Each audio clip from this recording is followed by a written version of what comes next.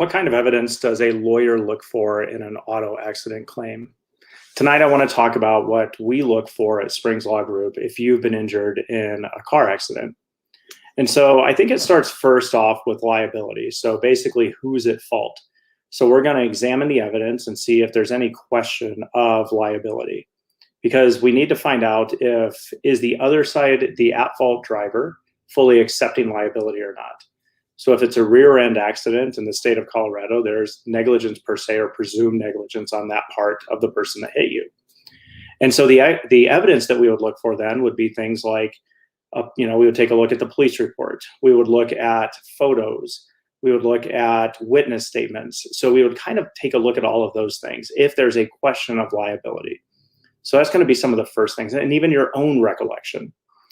And then next is the evidence that we're going to take a look at are going to be the evidence related to your injuries. So obviously you're in a car accident, you've been injured to no fault of your own. And then now we want to look at, you've got some injuries. So then now we want to take a look at the evidence there is going to be, do you have photos of the actual injuries? Do you have bruising and scarring? And then now we take a look at your medical treatment.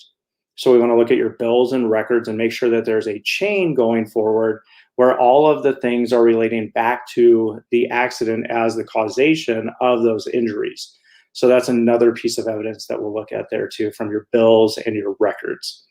And so those are going to be some of the key components that we look at in the, kind of in the general flow of your case as a whole.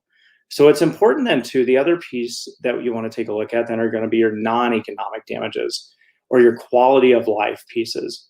So things that, you could not do now that you could do prior to the accident.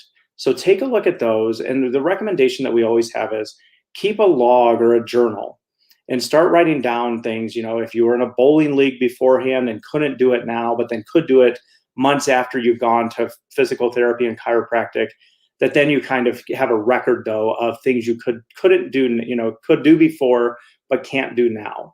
And so it's important to use those quality of life arguments as well. And then we've had people in the past too that have been like landscapers or things like that around their house. We'd get provided photos of what it would look like before and now. And then you want to keep evidence too of any like receipts that you would use. So if you had to hire a landscaper in place of something that he couldn't do now that he used to be able to do. So we want those pieces as evidence as well. And then also too, related to your lost wages, we're going to use things like pay stubs, affidavit from your employer, attesting to how much you make, how much you work, things like that, and time that you've had to take off due to going to treatment as a part of the injury as well. So those are going to be some key pieces of evidence that we look at. Obviously, if there's a question of liability, that's going to be a key component to it. And then we would go out and look at photos, witness statements. And if we had to, we could even go out and get an accident reconstruction done of the actual accident itself too. And so those are some things that we look at as attorneys over at Springs Law Group.